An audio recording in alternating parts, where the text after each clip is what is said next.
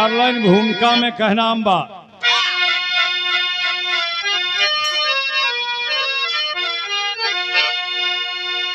तेगा संक्रांति कहूंकार भरत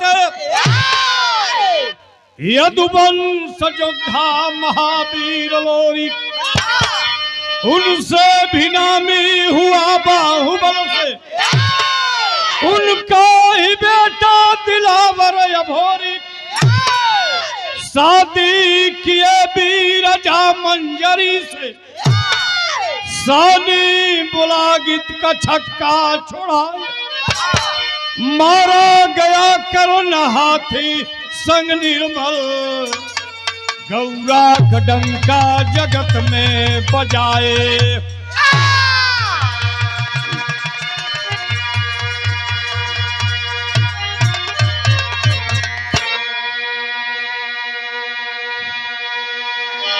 किला अगोरी रहे वाला मुलागित राजा इतनी वकर चलल रहे, इतनी चलल मंगर की बड़की बिटिया को जबरदस्ती अपने पास घर पे रख लिया। जब ओकर दूसरी बिटिया मंजरी सयान भइल, ऐलान कर दिया इसको भी मैं अपने पास ही में रखूंगा। मंगर कहले पंडित जी से, ए पंडित जी कोनो उपाय लगाओ। आखिर बड़की लड़किया के रखी लिहला, छोटकी के केहू तरह जान बच जा। मंगर कहले कि घबराओ मत। पंडित जी कहले घबराओ मत, अरे गौरा में संवरू और लोरी के दोनों भाई हमारे कितना जानी का पानी उतार दिया। चलो मजरी का शादी अब वही जा होई, चल के तय करा देते। वो पंडित जी लिया के मगर के अइले, लोरी के यहाँ वह शादी तय हो जाती है। कहाँ गौरा या कहाँ गोरी का किला जो आज सोनभद्र में पड़ता है, पांति को स्वीकार कर दिए। अल्लाह के बारात सौरू लोरिक चल दिए उसी सोनभद्र में मुलागित राजा के पास। इतनी धोलाई कहने, इतनी धोलाई कहने कि अब कितनी धोलाई हम बताएं। शादी कह के मजरी के ले ना घरे, बिरहा वाला 60 काट में कुल बतावला। लोरकी वालन के लिए एक के खंड का लड़ाई रात भर ना गावल। तो यहाँ एक लाइन गजल का नमूना लगल मास्टर कौन, बसी एक और दुनिया में।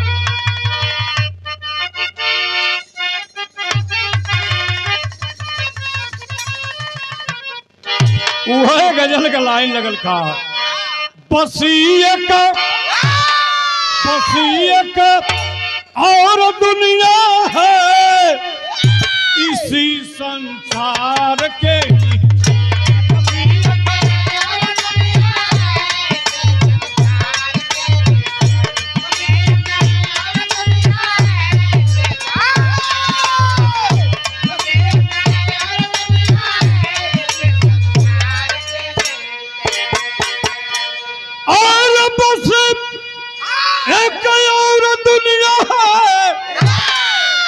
संसार के नीचे, इसी संसार के नीचे पड़ गया सखियों का झूला कदम के डार के नीचे।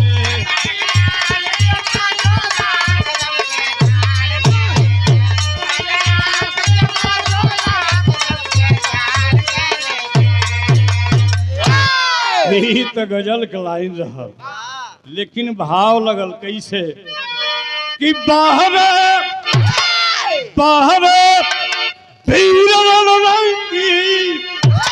हुआ सम्मान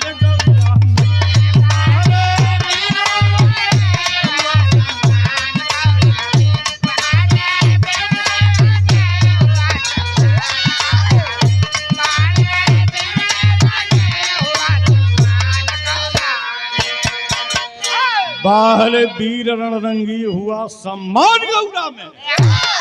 बहू भी नूर बन आई, चमकता चांद गौरा में।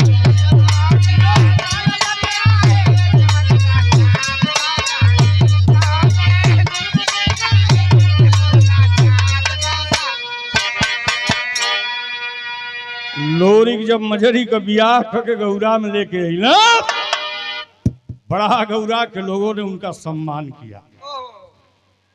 जब मजरी दुल्हन बन के आई लोरी की घरे था, लेकिन संगत से मास्टर कैसे कहना बा।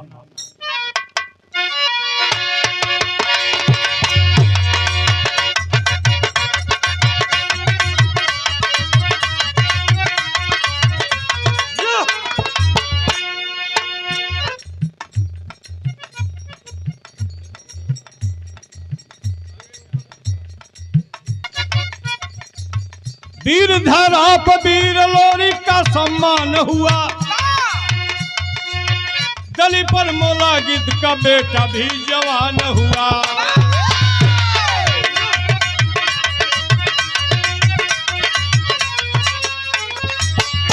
लोरी की लड़ाई का मजरी के गौरा में ले, लेकिन हमें ये लाइन के तनी सा मोड़त है। ये बात के सबे जाने ला कि लोरी सौरू अपन सेना लेके सोनभद्र में गईले अगोरी में। अगोरी की किला मुलागित राजा को मार करके लेकर के उसको अपने घर आते हैं। लेकिन घर जब अइले गौरा में सम्मान भइल, लेकिन अब एक कहानी के हम तनी सा मोड़त हैं दूसरे वो। वीर लोरी का अब गौरा में सम्मान हुआ, दली पर मोला गीत का बेटा भी जवान हुआ।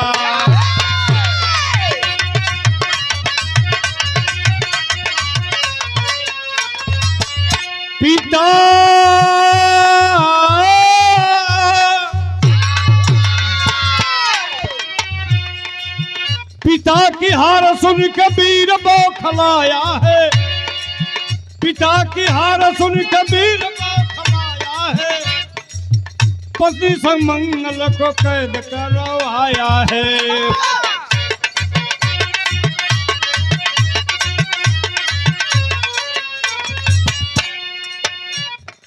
बात के तन समझत चला।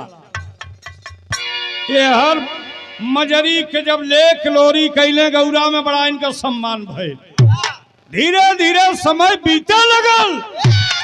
समय जब बीतल, एहर मुलागित का लड़का जौने का नाम दलीपन बतावल गए। ये भी जब समझ नौजवान होता है, जवानी के दहलीज पे आता है, उन्होंने जान गया हमारे बाप को हराने वाला सौरू और लोरी है, और किसके वजह से हमारे पिता की हार हो गई। वो जान गया कि जो मंगर यादव है, उनके मंगर के या उनकी पत्नी के पकड़वा करके जेल में बंद करा दिया। आज जब जेल में बंद करा दिया सब भइल का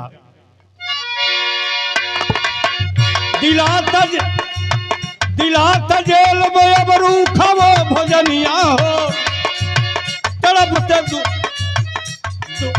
सतातर दुष्ट तड़पते दोनों परनिया हो।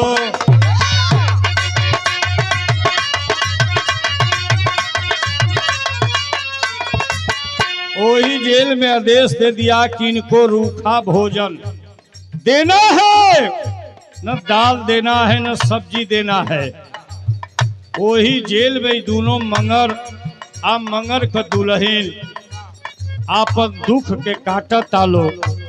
वही में कोनो कैदी का रिहाई होखे वाला रहे, ओके चिट्ठी लिख के आई दोनों प्राणी कहले कि गौरा में हमारी भैनन के ले जाके के पहुंचा दी,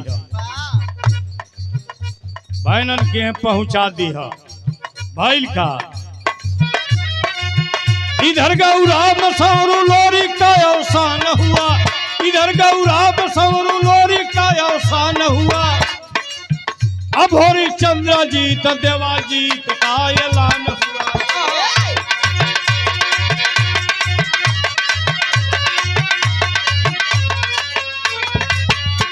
हर सौरू और लोरिक दोनों मर गए, दुनिया से चले गए। अब होरी चंद्राजीत और देवाजीत भी हर जवान हो गए ना। और हर मुलागित का लड़का दलीपन भी जवान हो गए। उन नाना या नानी चिट्ठी लिख के गौरा में फिर भेजवावत आना। आज जब गौरा में भेजवाना कहने गरे जेली में बड़ी सजाई होती है। ये मुलागित का बेटा जौन है कि हमन के एम्मा सजाई देता। तो यहाँ एक लाइन गीत लगल मास्टर का, वह गीत के लाइन में झूलनिया कह गुजवा।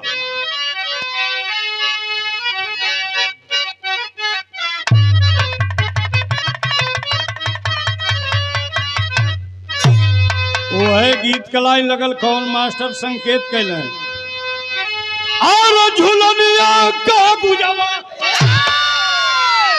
अरे टूटल हो राजा जवनिया में गड़िया छूटल।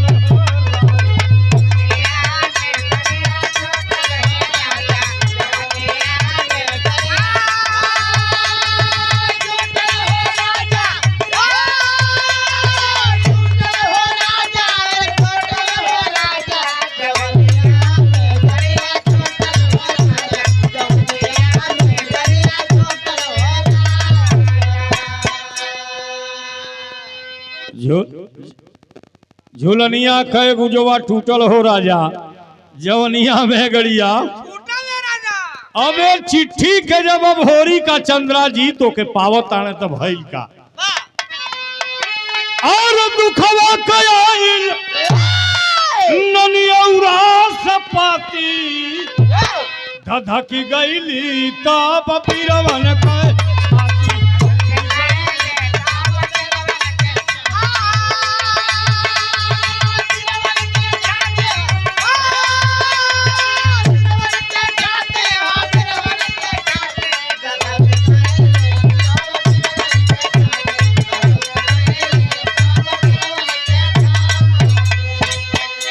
जब वो पाती के तीनों बालक मजरी के पवल, अरे बाप दादा आग बबूला हो गई। कहला कि हमारी नाना नानी के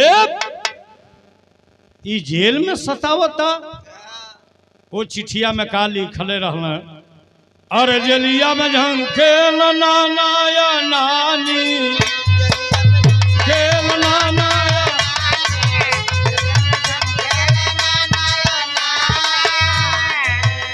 और रहिया तुहार जो है दाना या नानी।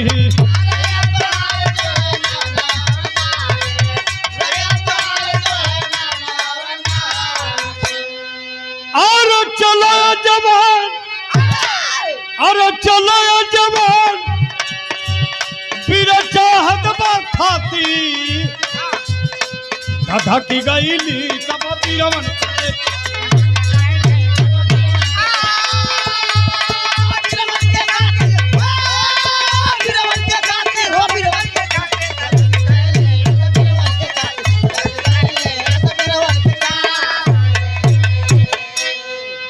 जब वो चिट्ठी के नाना नानी के तीनों वीर पवला, वीर अभोरी चंद्राजीत और देवाजीत जब पवने आंख से बाहर वो चिट्ठी के देखत कह कि इन्हन की देही में घर में आ गई, आग लग गया। तो कहनाम है अरे पढ़ के पाते वीर अभोरी नौजवान गुर्राया है। चल के मसल दो उस पापी को जो नाना पर आंख उठाया है। मंजरी कहे कि सावधान, मंजरी कहे कि सावधान। मोलागी था शैतान निडर, उसी का बेटा नीच दलीपन संभर के जाना शेर बबर। कहलस कि अरे मोलागित बड़ा नीच रहे, वही कई बेटा दलीपन है संभर के जाए के बाद तई खाटी लोरकी का लाइन लगा। वो मजरी अपने तीनों बालकों को समझा रही है, जाना है ठीक है लेकिन संभर के जाना बड़े नीच हैं सब। खाटी लोरकी लगल।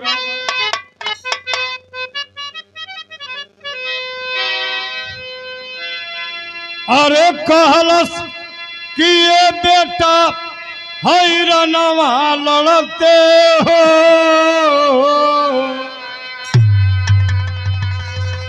आहई धोवाई गईले हो,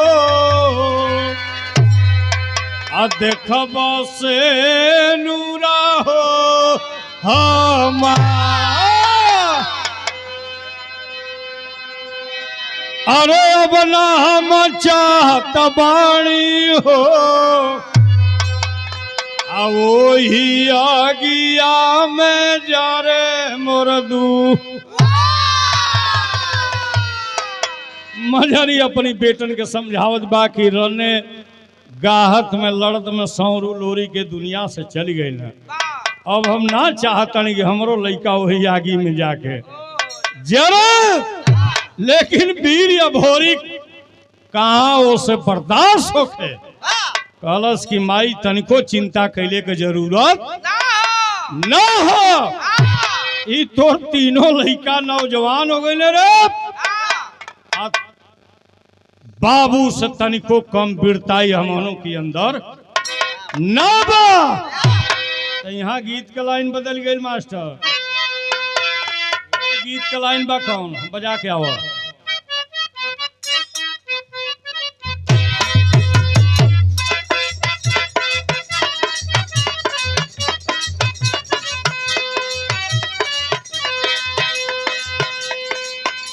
कहताना से गीत का लाइन लगल। कौनो दुल्हन का दुल्हा बियाह करा के घरे लेके आई राम करल, आ दुइये 3 दिन अब रहल तौले ओके बॉर्डर से आदेश आ गए। वो 2-3 दिन में तो रहल, आई बहकुआई रहे दुल्हन।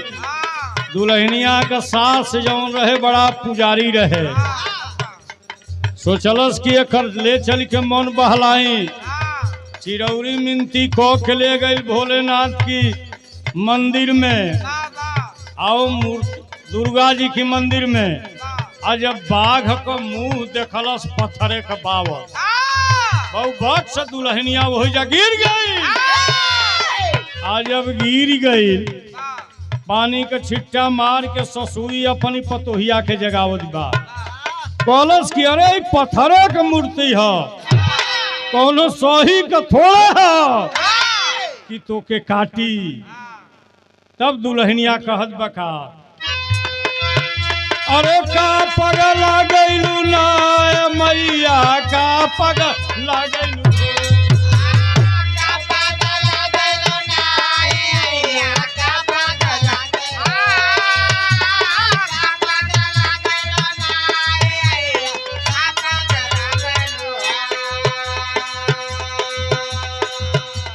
दुल्हनिया अपन ससुई से कहल कि जब पत्थरे के मूर्ति है तो काहे के पूजे आवेलू, जब काटी ना न डांटी तो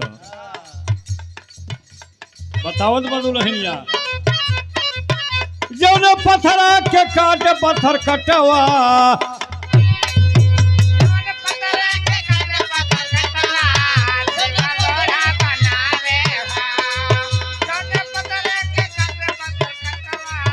सिला लोढ़ा बनावे लहो, सिला लोढ़ा बनावे लहो। वही पत्थरा कबाट महादेव बाबा, वही पत्थरा कबाट महादेव बाबा।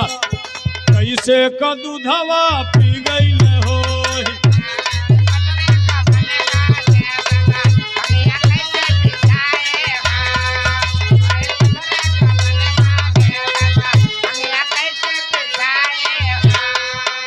लेकिन ये हर तीनों नौजवान अपनी माई से मजरी से का कहता है।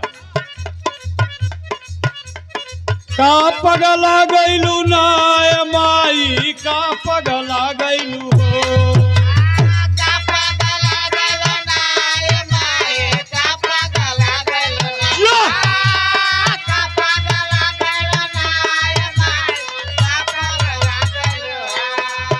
हवे अहिरे की नामे लड़ाई हवे अहिरे की नामे लड़ाई माई का पगला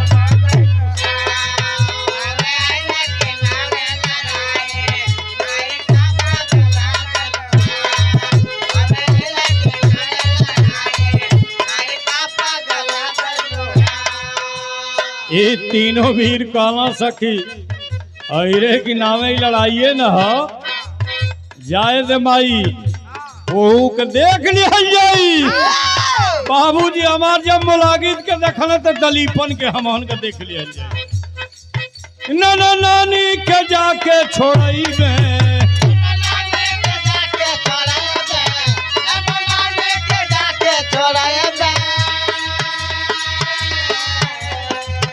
नहीं गर्दन कटैबे हो नहीं गर्दन कटैबे हो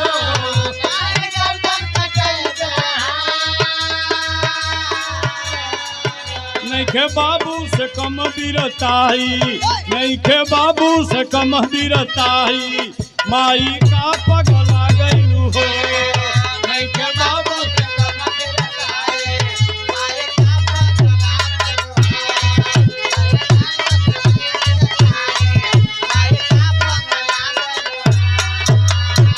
कहना से कि माई तनिको तो का चिंता करे की जरूरत नहीं खे अरे हमन का तीनों भाई जाई जाई आ तावल रेलल जाई कि दलीपनों का थाह लग जाई तो टेरी में लाइन लगल मास्टर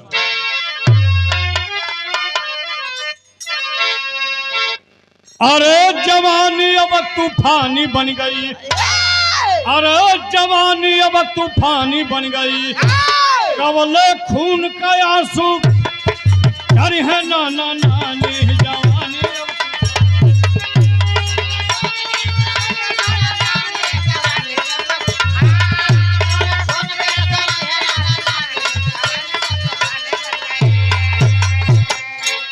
कवले खून के आंसू डरी है नाना नानी जवानी अब तूफानी बन गई तीनों नौजवान माँ का चरण पकड़ते हैं आशीर्वाद लेते हैं और चल देते हैं किला अघोरी के लिए सोनभद्र में चलना तो उस समय एक लाइन गीत लगल मास्टर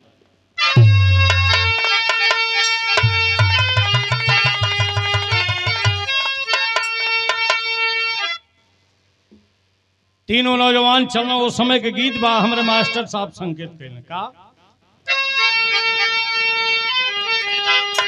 अरे सासु मारतानवा अरे ननदिया मारतनवा तनवा है हो मारले तनवा है हो मारले जेकर उठल बाजो बनवा तनवा है हो मारले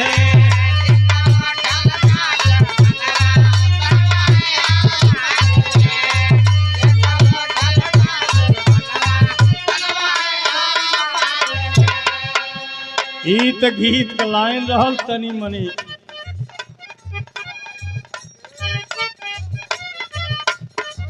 किला अघोरी चलल तीन नौजवानवा रणवा खूनी होई है ना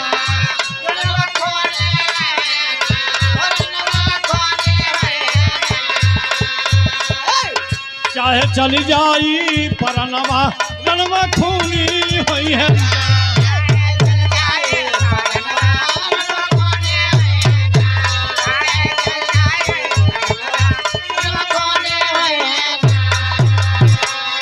अरे पवल से खबर जब दलीपन कसाई अरे भोर से न लेके तब जुटा लया तताई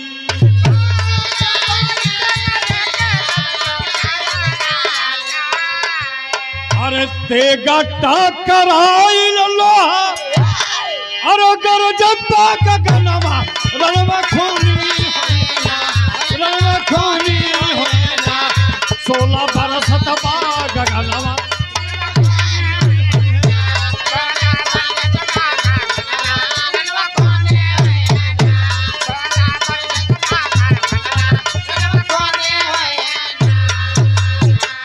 तीनों बालक कलश माई चिंता कैले के बात नहीं थे। अरे आज चल के पानी दिखा दे गौरा का। गौरा का पानी दिखा दे जाए जब एक खबर के राजा दलीपन सुनता है भारी सेना लेकर के। अब ही किला अगोरी ना पहुंचने रास्ते में घेरवा ले। आज जब घेरवा लेता है तो भैल का यहाँ एक लाइन गीत लगल माता।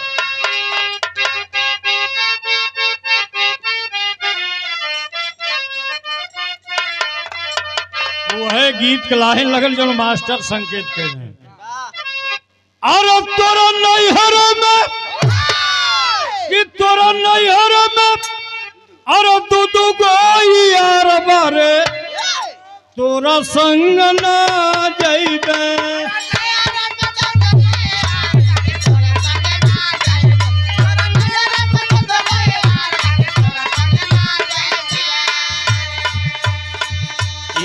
गीत का लाइन रहल लेकिन भाव सुनो। चली पन सेना लेकर के रास्ते में ही घेरवा लेता है। वही लड़ाई होना शुरू हो जाती है। आज जब शुरू भइल तो भइल का रण में तीनों नौजवान बौखलाए हो मरा नहीं वीर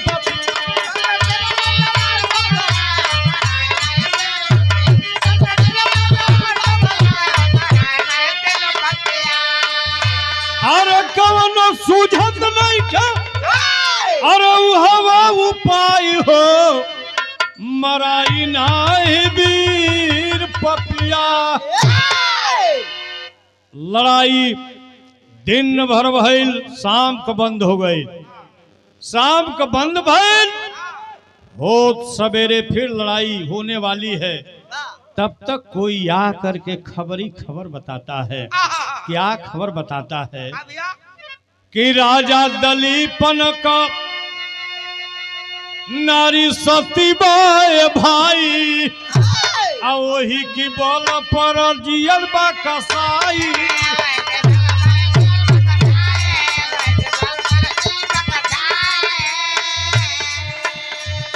अरे हरि जय बजब हरि जय बजब गवा चलाई हो मराई नाए वीर पपिया। इतनी खबर अब होरी देवाजीत चंद्राजीत को मिल जाता है। अरे ओकर नारी जो उन्हें सती है आ वही की बल पर जिया था।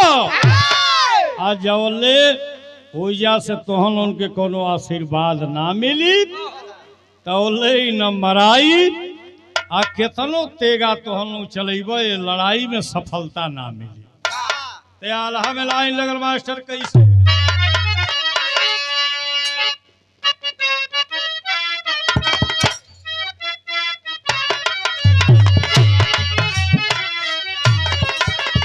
होत भोरहरी में तीनों लड़का कैलन का।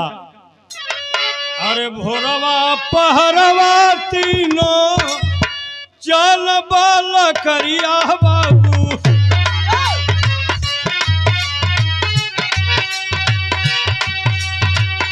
दलीपन कनारी करत रहली आसना।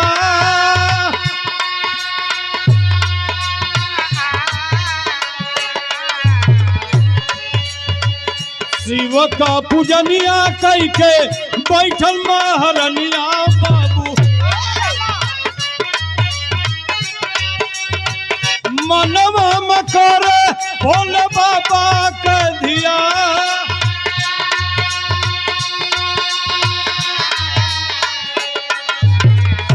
कैले चरनिया तीनों वीर बाल करिया बाबू। गौरा में फसली आके बची न परा।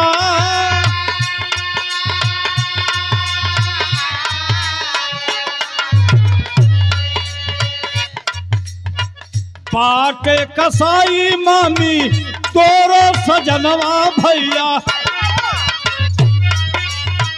मारी दे हम हनकती पर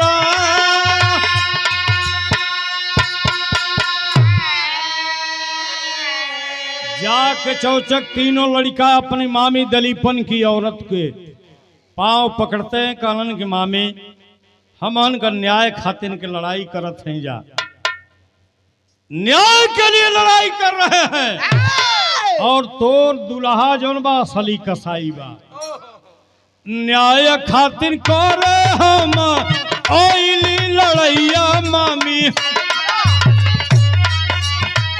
देदा विजय वाला मामी बरदा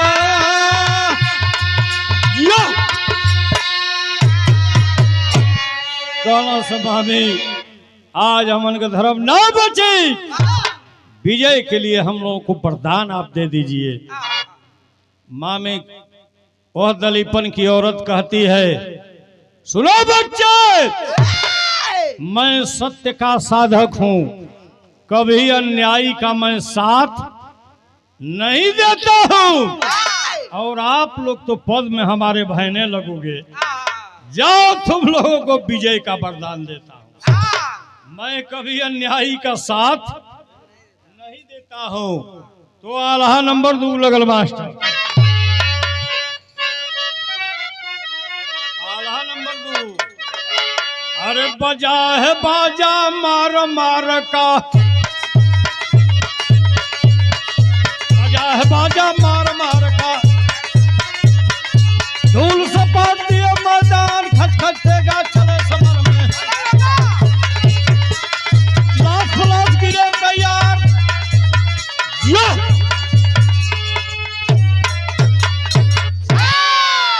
वरदान पौलो सब। अब बिहान भेले फिर लड़ाई शुरू कैला सब। अरे दलीपन को मार पछारे,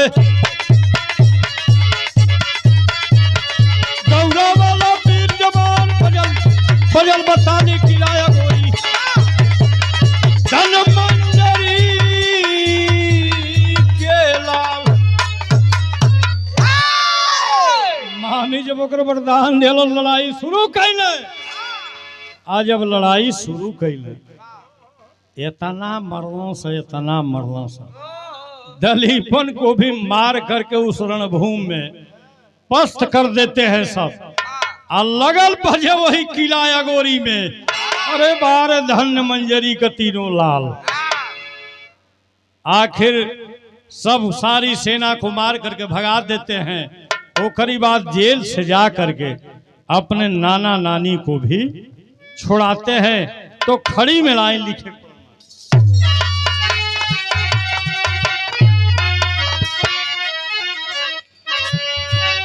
और बौद्ध वीर यदुवंशी और समर में फेटवा, नाना नानी के छोड़ा दिहल लोरी का बेटा।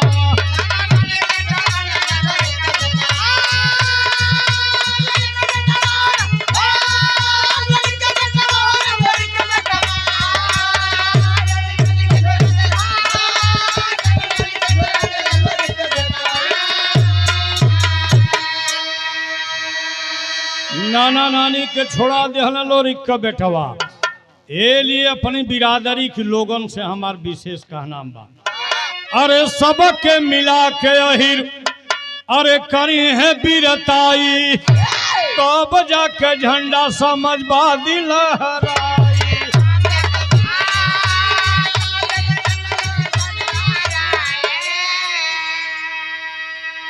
सबके मिला के अहिर करी है बीरताई, जवनी मैदान समय जंग का छिड़ल बा, आ तब जाके झंडा समझबादी।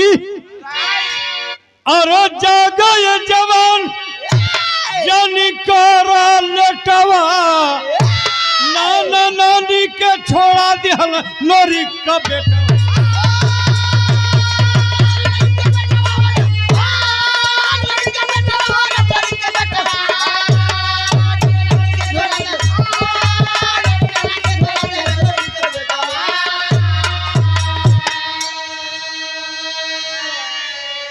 ये लिए अपनी बिरादरी के लोगन से हमार विशेष निवेदन बा, पिछली बार खाली बाह चढ़ावत में ऐठत में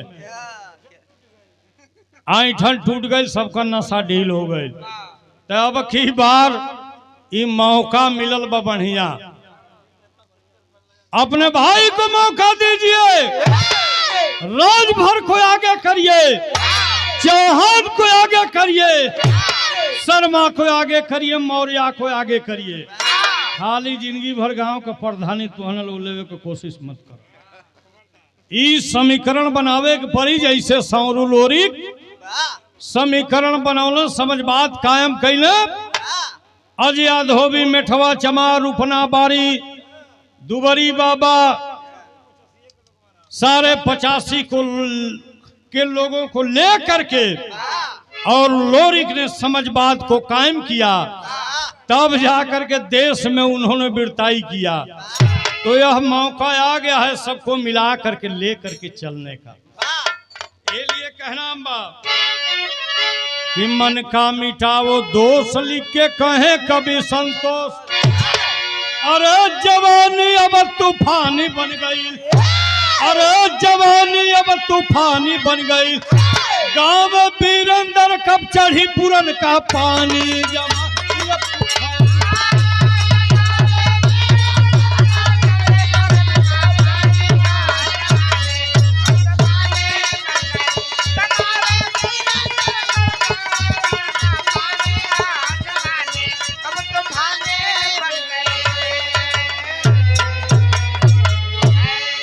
एकदम तैयार।